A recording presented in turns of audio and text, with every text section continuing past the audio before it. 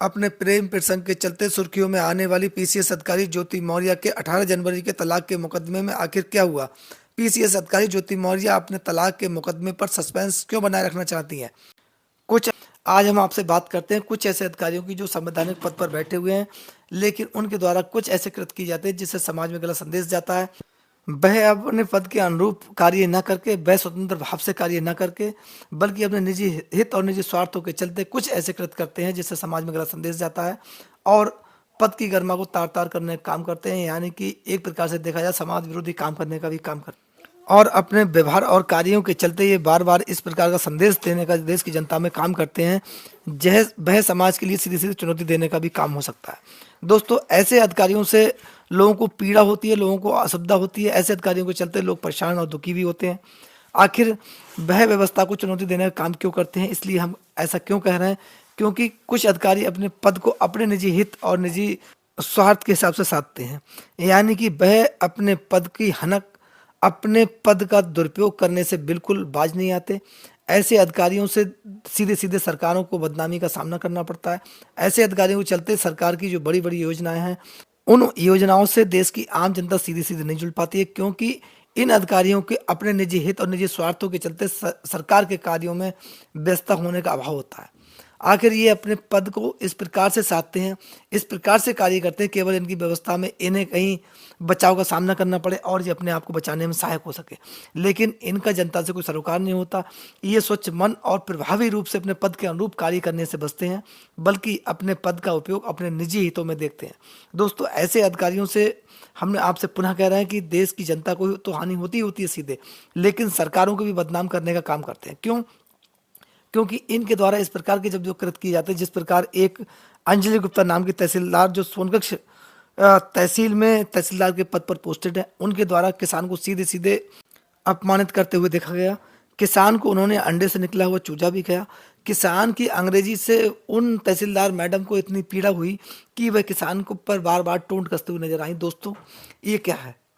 एक अधिकारी, तहसील स्तर पर अधिकारी केवल इसलिए वहां पर नियुक्त किए गए हैं कि केवल वह किसानों की समस्या को देख सके, वह राजस्व विभाग का लेखा जोखा देख सके और किसान हो चाहे कोई भूमिधर हो, उसकी समस्याओं का निराकरण तहसील स्तर पर हो सके। तमाम सरकार के द्वारा इसमें व्यवस्थाएं की गई हैं और इन अधिकारियों को प्रत्येक महीने इतने फंड टीए दिए जाते हैं कि वह केवल किसानों की समस्याओं को देखने के लिए। लेकिन एक अधिकारी के द्वारा इस प्रकार से सरेआम अभद्र भाषा प्रयोग करते हुए देखा गया। इससे समाज में पीड़ा महसूस हुई, लोग दुखी हुए और असली चरित्र उस अधिकारी का देश की जनता के सामने आया कि वह किसानों और देश की आम जनता के प्रति सोच किस प्रकार से रखती हैं। यानी कि उनकी सोच आम जनता और किसानों के प्रति किस प्रकार की है। वह किसान को और देश की आम जनता को, गरीबों को किस नज़रिए से देखती हैं। ये उनकी भाषा, उनकी बॉडी लैंग्वेज, उनके व्यवहार से स्पष्ट दिखाई दिया। दोस्तों, ये शर्मनाक है और खेददायक है। हालांकि मध्य प्रदेश के मुख्यमंत्री जी के द्वारा तुरंत इस पर एक्शन लिया गया और उस गालीबाज तहसीलदार को तुरंत वहां से हटा दिया गया। ये माननीय मुख्यमंत्री जी के द्वारा इस प्रकार का एक्शन लिया गया और उन्होंने स्वयं इस घटना का संज्ञान लिया। दोस्तों, लेकिन इस प्रकार के काफ़ी ऐसे प्रकरण होते रहते हैं, आपने देखे होंगे, और कुछ प्रकरण ऐसे हैं जो देश की आम जनता के सामने नहीं आते।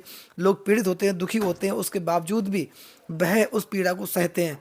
उनका गुनाह क्या है? उनका गुनाह केवल इतना है वह किसान है, या फिर गुनाह इतना है कि वो गरीब है, कमज़ोर है। लेकिन इस प्रकार के व्यवहार करने वाले और इस प्रकार की सोच रखने वाले अधिकारियों से हम ये कहना चाहेंगे कि वह जिस प्रकार से प्रत्येक महीने की 1 तारीख को जो सैलरी लेने पहुंच जाते हैं, वह देश की आम जनता की, गरीब मजदूरों की मेहनत की गाड़ी कमाई है, टैक्स के पैसे की कमाई है। वह प्रत्येक महीने जिस प्रकार से वो लेते हैं, अपने बच्चों के ऊपर खर्च करते हैं और उस पैसे से ऐसो आराम उठाते हैं। उनको टीए जो भत्ता मिलता है, जो सुविधाएं मिलती हैं, वह गरीब और आम व्यक्ति, आम किसान की गाड़ी कमाई है।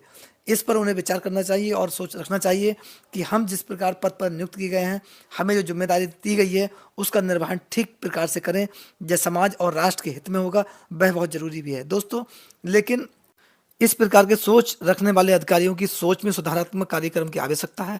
इनकी सोच में बदलाव बहुत जरूरी है, जो कि राष्ट्र और समाज के लिए हितकारी हो सकता है। तमाम ऐसे और भी प्रकरण आपने देखे होंगे जिनकी फेहरिस्त बहुत लंबी है।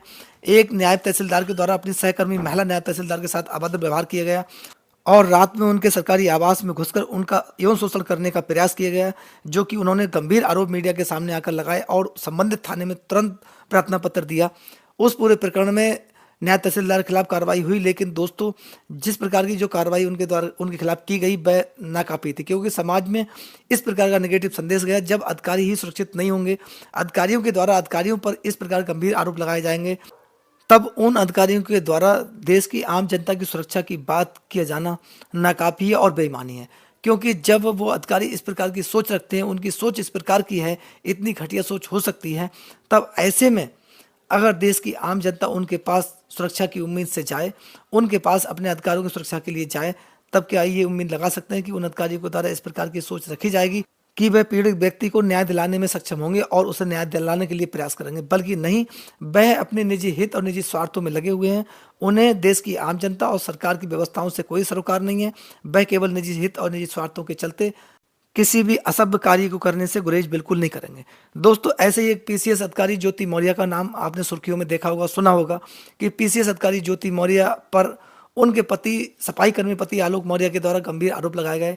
उनके पति के द्वारा पूर्व होमगार्ड कमांडेंट मनीष दुबे के साथ अवैध संबंध, अवैध प्रेम प्रसंग का आरोप लगाया गया। यहाँ तक कि उन्होंने पूर्व होमगार्ड कमांडेंट और अपनी पीसीएस अधिकारी पत्नी ज्योति मौर्य पर अपनी हत्या की साजिश का आरोप भी, गंभीर आरोप मीडिया के सामने आकर लगाया। दोस्तों, वहीं आलोक मौर्य मीडिया के सामने रो रो कर इस प्रकार गंभीर आरोप लगाते हुए नजर आए और उन्होंने तमाम evidence, WhatsApp chat, audio, video भी मीडिया को उपलब्ध कराई और उन्होंने मीडिया के सामने ये भी कहा कि मैं अपने परिवार को बचाना चाहता हूँ, मेरा परिवार संकट में है, मैं बहुत दुखी हूँ, पीड़ित हूँ अपनी पत्नी के चलते, और वह अपने पद की हनक के चलते मुझे बार बार प्रताड़ित करती हैं और उनके द्वारा मेरे और मेरे वृद्ध माता पिता के खिलाफ मुकदमा दर्ज करा दिए गए हैं, जिनका कानूनन सामना मुझे करना पड़ रहा है। मैं बहुत दुखी हूँ। वहीं उन्होंने अपने तलाक के मुकदमे का जिक्र किया। दोस्तों, हालांकि उस तलाक के मुकदमे में 18 जनवरी 2024 की डेट नियत थी, जिस पर पीसीएस अधिकारी ज्योति मौर्य और उनके सफाई कर्मी पति आलोक मौर्य न्यायालय के समक्ष हाजिर नहीं हुए। आलोक मौर्य को अपने इस मुकदमे में जवाब दाखिल करना था, उन्होंने जवाब दाखिल नहीं किया।